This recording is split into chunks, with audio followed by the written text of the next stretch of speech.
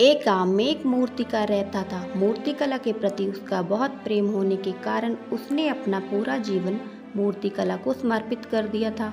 वे इतना पारंगत हो गया था कि उसकी बनाई हर मूर्ति जीवित प्रतीत होती थी।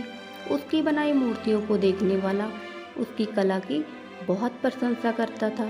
उसकी कला के चर्चे दूर दूर के नगर और गांव में होने लगे थे। ऐसी स्थिति में जैसा सबके साथ होता है वैसा ही मूर्तिकार के साथ भी हुआ। उसके भीतर अहंकार की भावना जाग गई। वे सभ्य को सर्वश्रेष्ठ मूर्तिकार मानने लगा।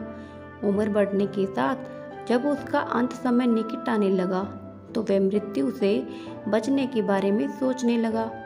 वे किसी भी तरह सभ्य को जमदूत की दृष्टि से बचाना चाहता था ताकि वे उसके प्राण न हार सके।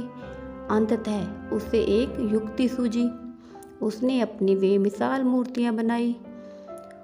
उसने 10 मूर्तियों का निर्माण किया। वे सभी मूर्तियां दिखने में हूबहू उसके समान थी। निर्मित होने के पश्चात सभी मूर्तियां इतनी जीवित प्रतीत होने लगी कि मूर्तियां और मूर्तिकार में कोई अंतर ही न रहा। मूर्तिकार उन मूर्तियों के मध्य जाकर बैठ गया। युक्ति के अनुसार जमदूत का उसे इन मूर्तियों के मध्य पहचान पाना असंभव था। उसकी युक्ति कारगर भी सिद्ध हुई। जब यमदूत उसके प्राण हरने आया तो 11 एक जैसी मूर्तियों को देख चकित रह गया।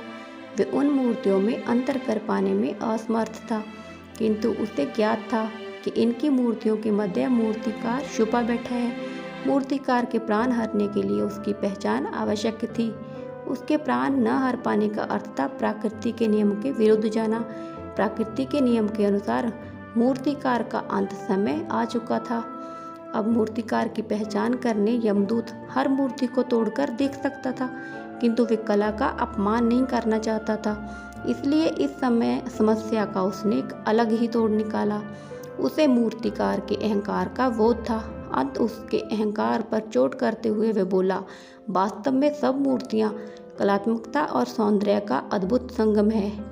किंतु मूर्तिकार एक भूल कर बैठा। यदि वो मेरे सम्मुख होता तो मैं उसे उस भूल से अवगत कर पाता। अपनी मूर्ति में भूल की बात सुन अहंकारी मूर्तिकार का अहंकार जाग गया। उससे रहा नहीं गया और झट से अपने स्थान से उठ बैठा और जमदूत से बोला, भूल असंभव, मेरी बनाई मूर्तियाँ सर्वदा भूलहीन होती हैं।